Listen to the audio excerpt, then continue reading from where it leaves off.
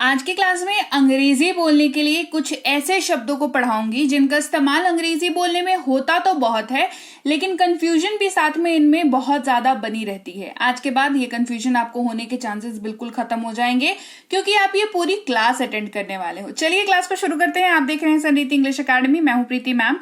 Subscribe करके bell notification को on कर दीजिएगा ताकि आगे जब भी कोई क्लासेस आए आपको पता चल जाए और सही तरीके से आप अंग्रेजी बोलने में एक कदम और आगे ले पाए। क्लास को शुरू करेंगे।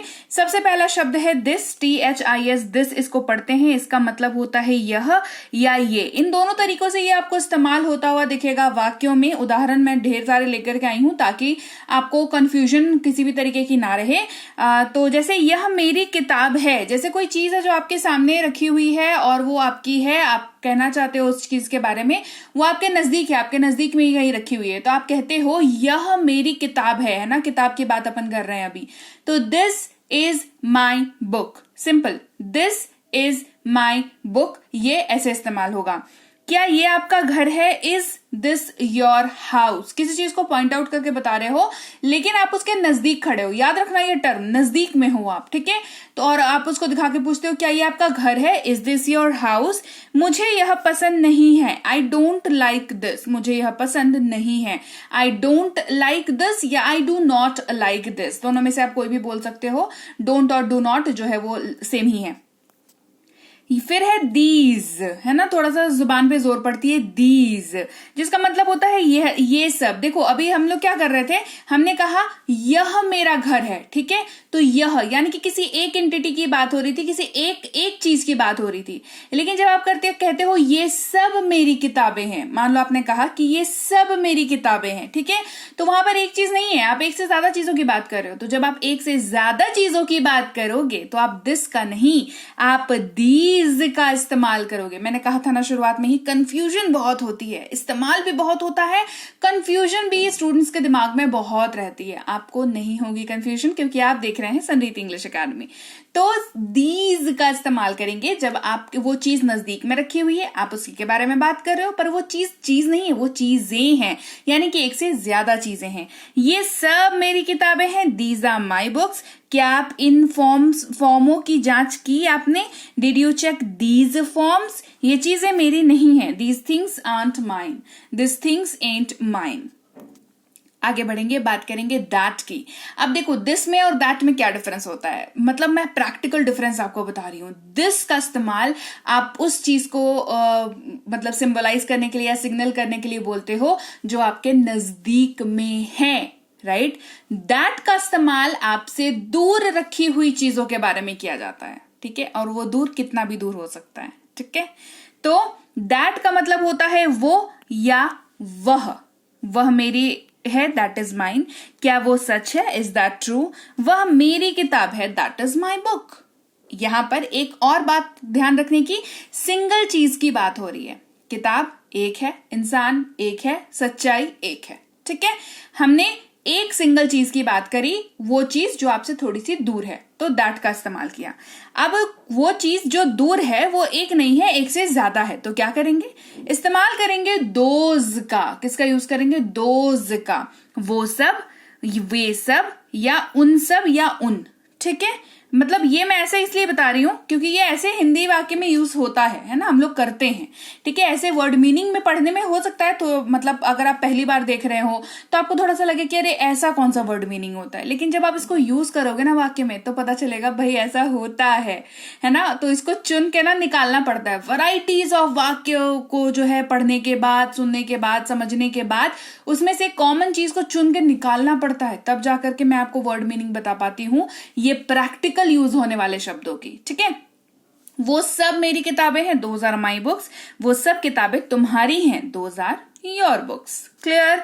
आगे बढ़ेंगे। अगला शब्द है व्हाट, जिसका इस्तेमाल होता है क्या के तौर पर, और ये सवाल पूछने के लिए होता है या तो चौंकने के लिए इस्तेमाल किया जाता है। कोई चीज हुई, शॉकिंग सी हुई, वहां पर भी क्या क्या हो गया, व्हाट, है ना, ऐसे करके चौंक जाते हैं हम लोग। तो ये सूचना जो है पूछने के लिए इस्तेमाल होता है, चाहे आप चौंके या ना चौंके, ये सूचना पूछने के लिए इस्तेमाल होता है जब भी कोई सिचुएशन, कोई चीज, कोई सामान, कोई इंसान के बारे में किसी भी तरीके के सिचुएशन के बारे में या व्यक्ति के बारे में आपको जब इंफॉर्मेशन चाहिए है, सूचना चाहिए है, जानकारी चाहिए है, क्वेश्चन के फॉर्म में आप पूछना चाह रहे हो तो व्हाट का इस्तेमाल करेंगे, माफ कीजिएगा, व्हाट का इस्तेमाल करेंगे। ठीक है, आप क्या करते हैं, व्हाट डू यू डू। जवाब में आप क्या बोलोगे, मैं पढ़ता हूं, आई एम ए स्टूडेंट।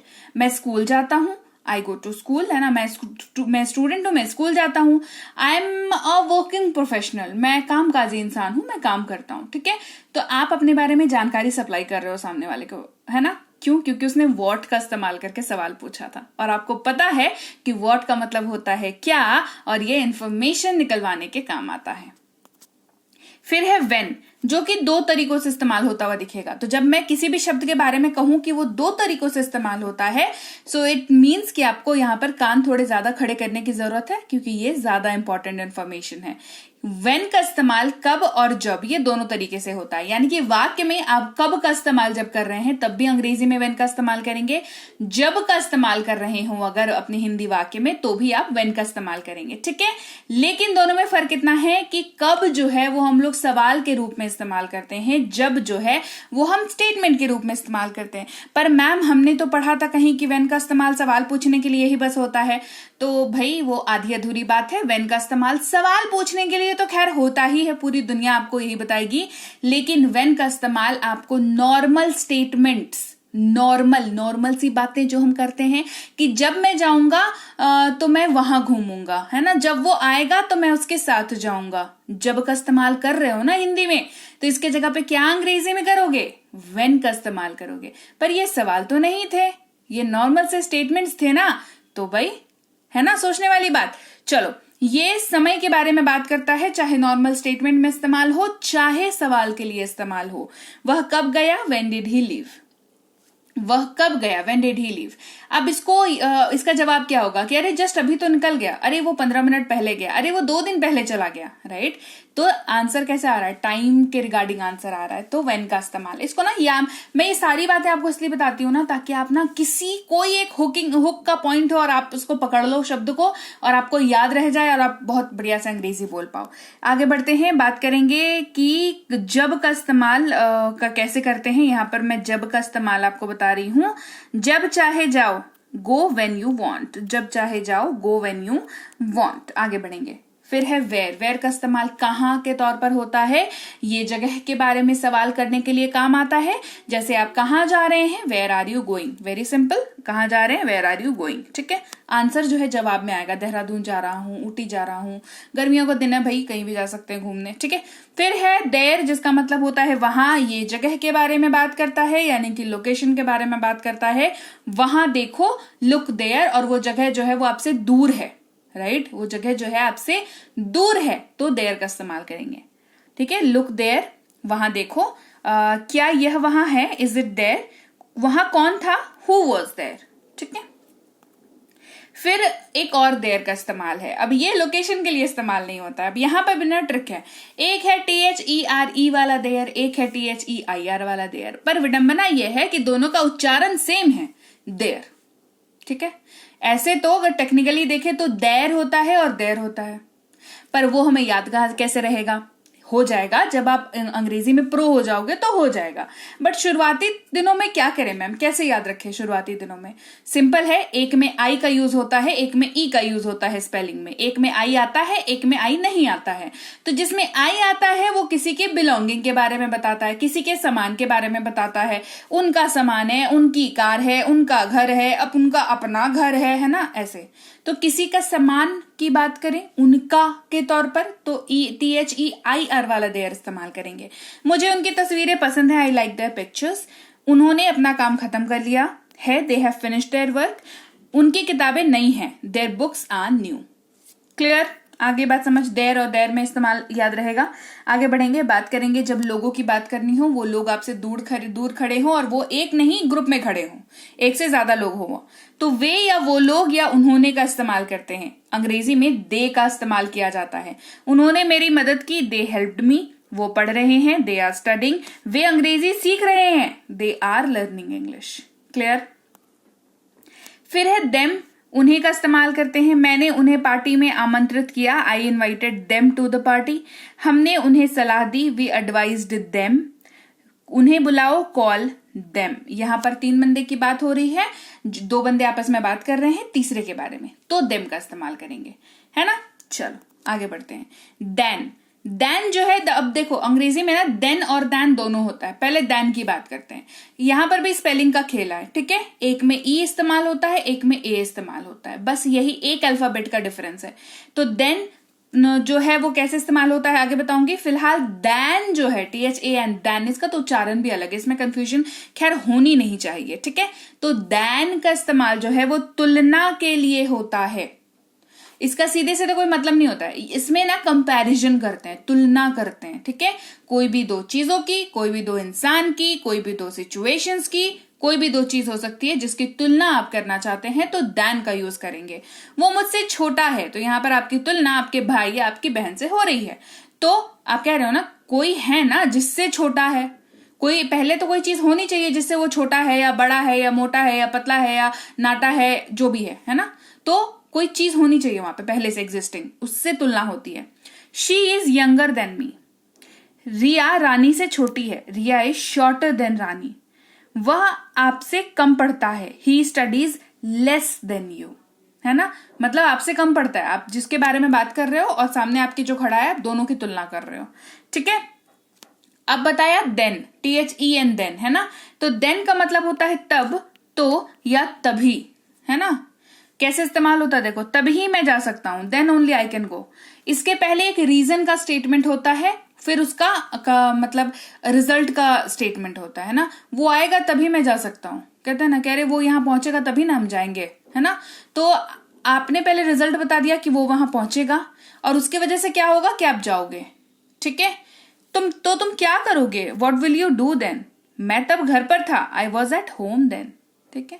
ये इस तरीके से, ये मल्टीपल तरीके से यूज होता है, ठीक है। सिर्फ एक सिचुएशन या एक ये में यूज नहीं होता, ये काफी सारे सिचुएशंस में यूज होता है। इसके ऊपर अलग से अपनी एक क्लास हो सकती है अलग से, ठीक है। चलो अगला शब्द है वाई, जिसका मतलब होता है क्यों या क्यों। ये कारण पूछने के लिए काम आता है। कारण वही जो हम लोग को पूछना बहुत अच्छा लगता है सबके बारे में, है ना, सबके, कि हाँ बताओ क्यों ऐसा क्यों हो गया, क्यों वहां पर क्यों गए, तुम वहां पे क्यों गए थे, तुमने ऐसा क्यों किया। ये वाले जो शब्द होते हैं सवाल पूछने के लिए, जब आप क्यों या क्यों का इस्तेमाल कर रहे हैं तो वाई का इस्तेमाल करेंगे अंग्रेजी में। जैसे वह क्यों रो रहा है, वाई इज ही क्राइंग, ठीक है। तो जवाब दोगे कि हाँ थप्पड़ पड़ेगा उसको इसलिए रो रहा है ना।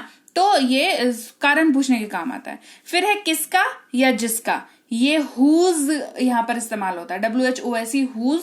ये सवाल पूछने के लिए भी इस्तेमाल होता है, नॉर्मल स्टेटमेंट्स में भी इस्तेमाल होता है। ये किसका कलम है, हुज इज दिस पेन।